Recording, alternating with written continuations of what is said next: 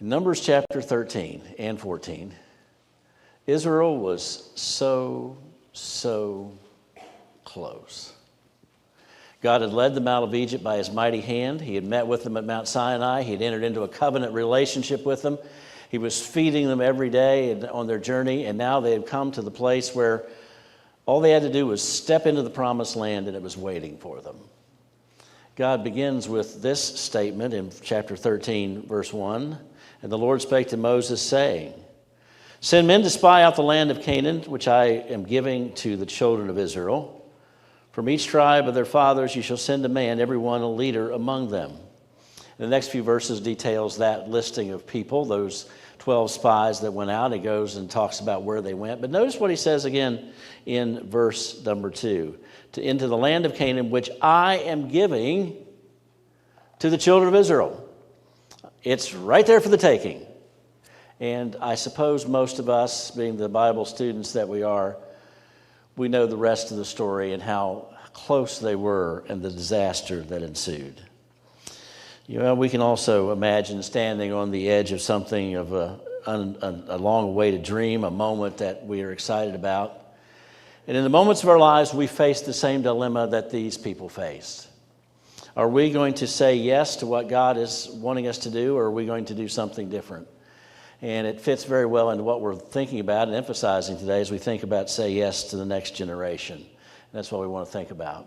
Because their actions this day not only affected them, not only affected their near history, but affected their children and their lives for many decades into the future. And these matters of the heart that God is dealing with, and interesting that he asked that these spies go in, God did. He knew in advance really what they were going to say and who was going to say what. There was no shock to him. But it's a way of revealing what their hearts were really like. Were they really believing him? Were they really trusting him? Were they serving him? Or were they just going along as long as the goodies seemed like it was working to my advantage and I can order my life and my direction of life the way I want it to be? Or am I responsive and am I obedient to what God is calling us to do? So I want to look at it in those terms this morning. And it says in these next verses that they went up, and it says that in verses 23 and 24 that they went to a place that's now known as, afterwards was known as Eshcol. They cut down a single cluster of grapes, and it took 2 men and a pole between them to carry it. So this was quite the land.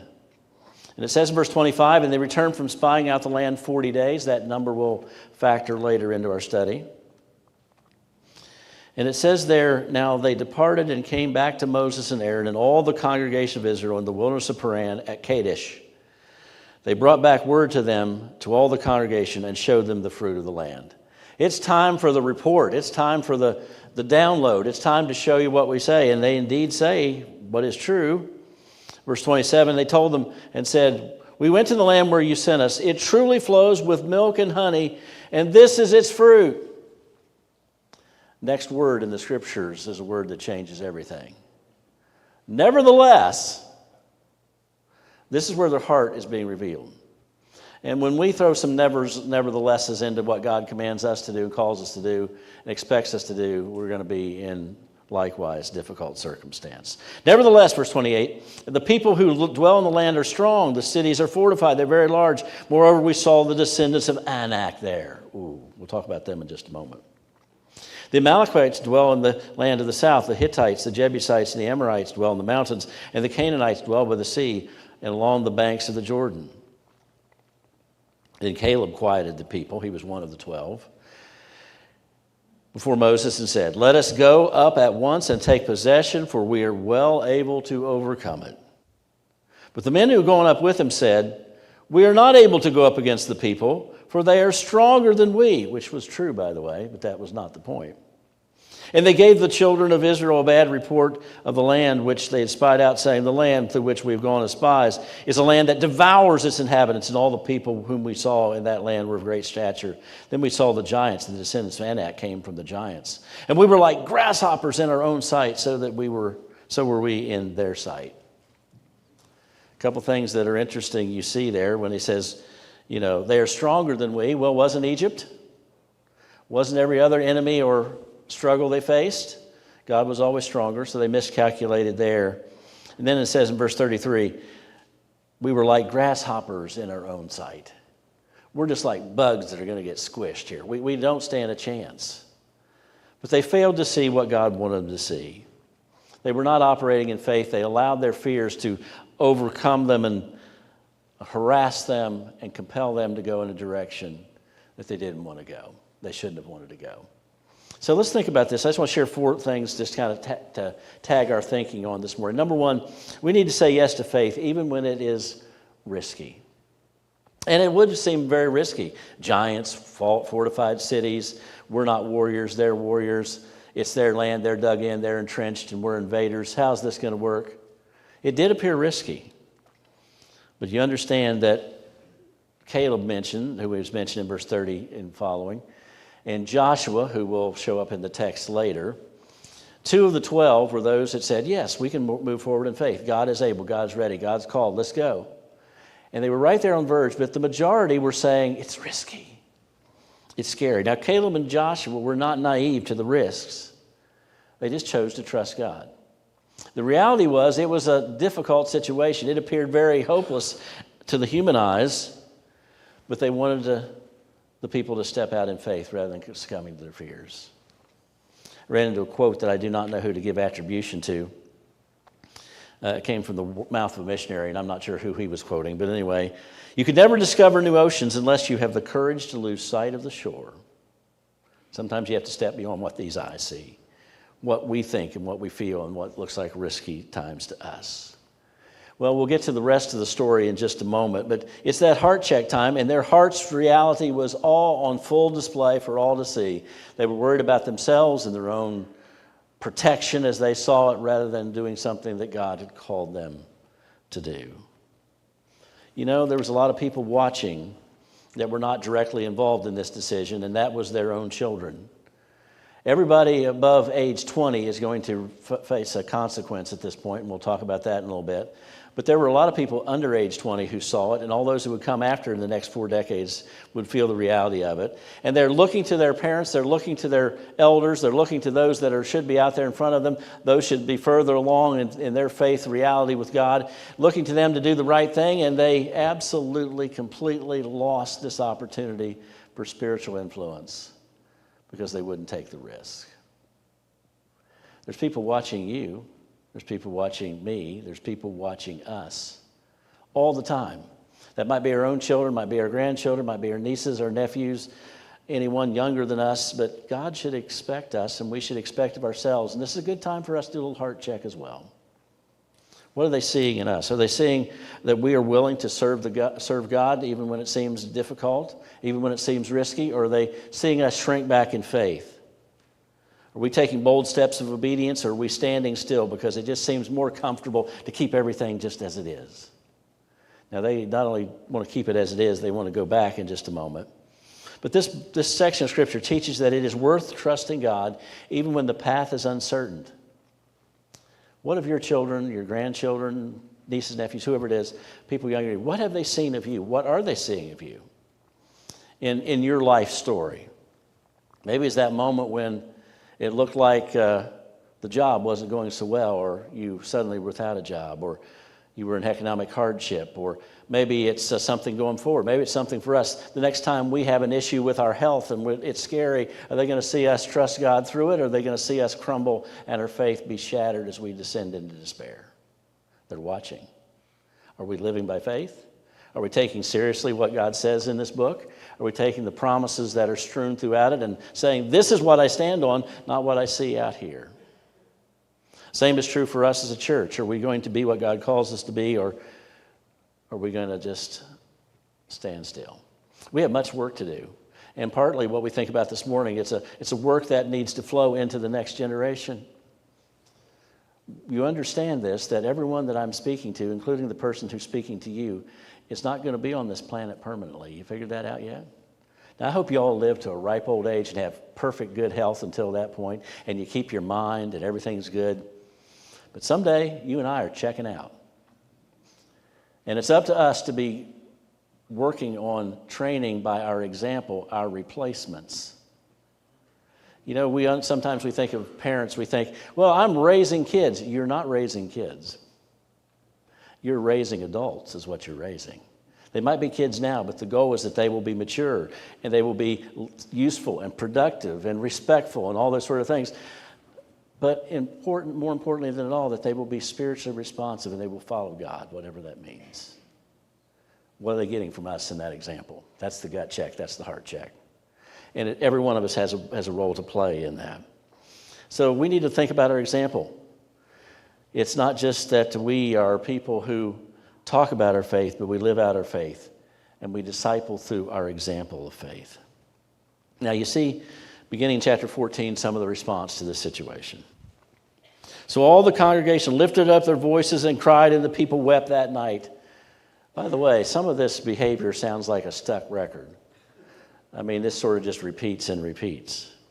And all the children of Israel complained against Moses and Aaron, and the whole congregation said to them, listen to what they're saying, if only we had died in the land of Egypt, or if we had died in the wilderness, we'd be better to be dead now than to deal with what we're dealing with. And all God has said was, go enjoy the land of promise. Yes, it looks risky now, it looks scary now, but they were going everything but. We need to say yes to obedience even when it's unpopular. You're going to see how unpopular obedience is in this story. They go on, verse 3. Why has the Lord, now notice who they've charged. Our situation, Moses, Aaron, now it's God's fault. Why has the Lord brought us to this land to fall by the sword, and our children, our wives and children should become victims? Would it not be better for us to return to Egypt? Think how that sounds. Knowing what you know about their 400 years in Egypt, how they were beaten and how they were mistreated and they were enslaved and how they were abused in all number of ways. Think about that when they would start growing in population. It was on the books of command that every male child had to be thrown into the river and drowned. That's the kind of people they were living under their oppression. We'd be better off just to go back to Egypt. Not only that, they take beginning steps to try to do it. So they said one to another, let us select a leader and return to Egypt. Of the 12 spies, 10 of the 12 said we can't go forward. 10 of the 12 took that opinion. Only 2 took the other opinion. In fact, there's only 4 people named that were of the opposite opinion, that was to believe God. And that was Moses, Aaron, Caleb that we talked about, and Joshua, that's also one of those spies. They were greatly outnumbered. It was not popular at that moment to obey God. Look down at verse 10, you see a little bit more of it. And the congregation said to stone them with stones. Let's get rid of Moses and Aaron and these guys. Let's just kill them, get it over with, appoint a leader, let's go back to Egypt. Can you imagine what it would have been like if they had gone back to Egypt? What kind of abuse and trouble and killing and punishment it may have been. So they decided to take the popular course, what everybody was feeling. And these few stood for the truth. I suggest to you that this is not strange to you, but the vast majority of people in this country are not in any church this morning. The majority are not. The minority are. It is true in West Virginia. The majority of people who call West Virginia home are not in church this morning. The minority is, but the majority is not. Charleston, West Virginia. The majority of people who live in the city are not in any kind of church of any stripe, variety, or kind this morning. The minority is. We are in the minority. We are not that popular. What we believe is not popular enough for people to embrace or to practice as far as the majority. Every unpopular choice that we make in obedience to Christ is a signal to the next generation that they should also do what maybe is increasingly unpopular, but we do it because it is right and what God calls us to do. I think one of the supreme examples of the Old Testament is Daniel. Daniel, he disobeyed the king, but he obeyed God. He wound up in the lion's den. But you know what? He went from there to the history books and, more importantly, the book of books to remind us that God is able, even when it's scary, when it's unpopular. So let's think about how we can put this in play for our next generation. As already has been said, we're asking you at the end of this service, if depending on which one of the 3 exits we have from this room, if you'll just make a little diversion and come by this table and pick up one of these cards and make a commitment to pray for that student over this next school year. And school's about ready to start. We've got most of the kids out of the room today, so I won't hear groaning when I say that. But it's about ready to start, and a good time for us to pray for them. Pray for them. And what a blessing. And then find some way to let that child know that someone is praying for them. And there's suggestions that are on the sheet if you've not been part of this before, how to do that. But what does that say? What does that signal to the next generation? That I so believe that God is God and in control, that prayer is worth it and prayer works, and I am praying for you that you'll stand strong in your faith. I'm praying for you that you can be used of God in whatever setting you're in. I pray for you that you will be a Christian that has an influence rather than one that sulks back from its responsibility, his responsibility. So I want you to encourage you to pray that. And what children are looking for. I've long time ago realized that to the kids today, I can no longer be cool. Okay, that day has gone, and they don't want you to be cool. They don't want you to be one of them. You know what they want to see is authentic faith, that you are really living what you say you believe. And one of the ways that you can bridge that gap and touch their hearts is saying, I'm going to pray for you, and take that task seriously. Well, number 3, we need to be saying yes to raising up leaders, not just protecting our own comfort. Verse 4,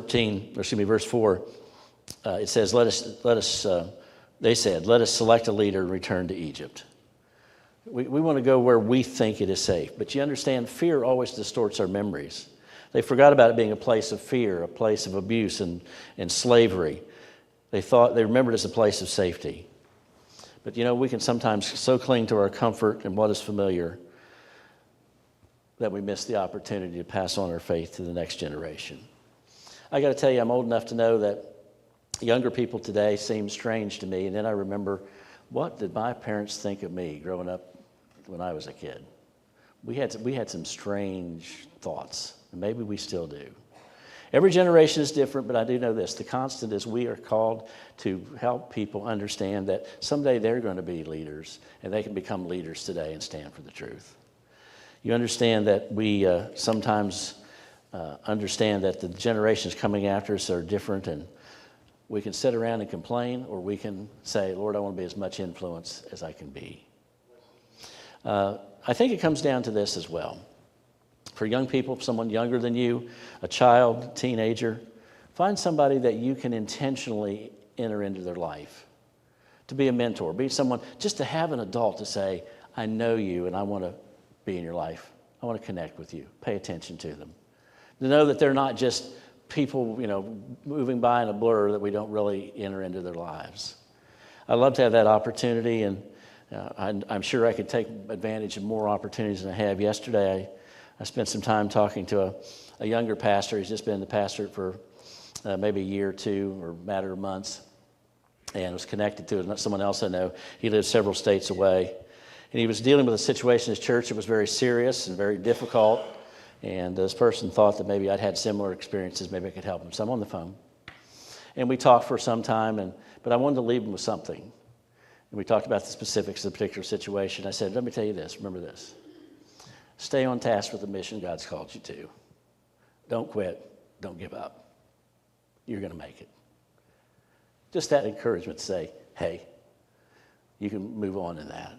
You can be that. And as we grow older, we have that opportunity of life experience if you're still going, still walking with the Lord. And sometimes we don't like to, I think one of the reasons maybe we don't get into reaching out to the generation as much as we do is that maybe it says something about our own mortality. We had grandchildren in our home recently, and I've shared this story. Some of you maybe have heard it before. But one of our grandchildren says to one of their grandparents, as they're sitting on the lap, I see some gray hair. Said grandparent just kind of, oh, I don't want to hear that. Said grandchild says, that's okay, old people are supposed to have gray hair. Well, if you're turning gray, or I heard someone after that first service, someone said, my hair is not turning gray, it's turning loose. So sometimes that happens. But you know what? The fact that you're still here is an opportunity for you to pass on something to those younger ones than you. And maybe that younger person is not a teenager. Maybe that younger one's 40 or 50, but you can pass on to that younger one what you have. So we needed to take advantage of that opportunity. We're raising up leaders, not just our own comfort. Number 4, say yes to the vision, not just our own fears. The vision was a land flowing with milk and honey. Lots of food, abundant places. You're gonna live in cities that you didn't build. You're gonna harvest crops that you didn't plant. It's going to be a place where you can worship me. It's a place that I picked out this land for you. I promised Abraham a land all those years and years and years ago. And finally, you're going to be in that land. All you have to do is step forward. And they said, no, we want to go back to Egypt. Go to verse 10 again. You see how it kind of flips. And all the congregation said, stone them with stones. And with that moment, when that reaches God's ears, now the glory of the Lord appeared in the tabernacle of meeting before all the children of Israel. And God is not pleased. And the Lord said to Moses, how long will these people reject me? How long will they not believe me? With all the signs which I have performed among them, I will strike them with pestilence and disinherit them, and will make of you a nation greater and mightier than they. That's the same thing he offered Moses at the golden calf story back in Exodus 32. Just get out of the way, and I'll start over with you. You can be the next Abraham. We can start a whole new deal with you at the top. Moses, the humble man that he does, prays and intercedes for them. It says in verse 18, the Lord is long-suffering and abundant in mercy, forgiving iniquity and transgression. But he by no means clears the guilty, visiting iniquity of fathers on the children to the third and fourth generation. So there is a generational reality to our disobedience. So he prays, and God is not going to destroy the nation, but here is what he's going to do. Here's what he's going to do, and it's a frightful thing. Verse 22. Because all these men who have seen my glory and the signs which I did in Egypt and in the wilderness and put me to test now these 10 times and have not heeded my voice. If you count up all the times when they were disobedient, from the time they left through the Exodus and now into, as we're seeing the pattern repeat here in Numbers, God gave them 10 chances, and now here's what he says. 23. They certainly shall not see the land to which I swore their fathers, nor shall any of those who rejected me see it. Land of promise, marked off. We're not going to look at it in detail, but over in verse 39, after God announces punishment, they finally decide, oh, now we're going to try an invasion of the land, which fails miserably, because God said, nope, this is the way it's going to be. Verse 24, but my servant Caleb, because he is a different spirit in him, and has followed me fully, I will bring into the land where he went, and his descendants shall inherit it. We know later that Joshua is also included in. The only two people that were above the age of 20 that day that entered the land of promise was those two. Everybody else is going to die in the wilderness. He says in the end of verse 29, about that 20 years old, pick it up in verse 31. But your little ones whom you said would be victims, why are you making the children victims? Your little ones that you said would be victims, I will bring in, and they shall know the land which you have despised. But as for you, your carcasses shall fall in the wilderness. And your sons shall be shepherds in the wilderness 40 years and bear the brunt of your infidelity until your carcasses are consumed in the wilderness. Did you catch that in 33? Your sons are going to be wandering around in the wilderness. And he says they're going to bear the brunt of your lack of faith, your infidelity. The children that were all the people who were under age 20, all the children, young people at that time, they were, even though they entered the land of promise, they spent their whole growing up years in the wilderness when they could have spent it in the land of promise. It affected them as well. God's vision was to give them this great and wonderful blessing. That was the vision. Instead, they gave in to their fears. Fear always whispers, where will I fail? Faith proclaims, what if God moves? And he certainly does and can. Their vision wasn't rooted in their military power. They really had none. But in the fact that God was present with them. And God wanted those promises that he asked them to believe to stretch beyond their lifetimes. Instead, they failed miserably. You know, some of the things that we do for the Lord by saying yes in obedience, prayer, mentorship, are those things that can last way beyond our lifetime and pay dividends way beyond our life span expectancy. So we need to be as Caleb was. We need to be as Joshua was. It's unpopular. It's risky. We can't see it with these eyes, but it's nonetheless true. What's it look like to say yes to the generation follow? It says yes to mentoring someone younger in the faith, saying yes to encourage them and praying for them, creating opportunities, helping them see God's vision that's in front of them. So yes to faith, even when it feels risky. Yes to obedience, even when it's unpopular. Yes to raising up leaders rather than feeling what we would like. Saying yes to trust in God's vision, not just our own fears. How we live, what we decide, and the condition of our hearts affects not just us, but those that come after us. May God help us to be people who say yes in obedience and in faith. Let's pray.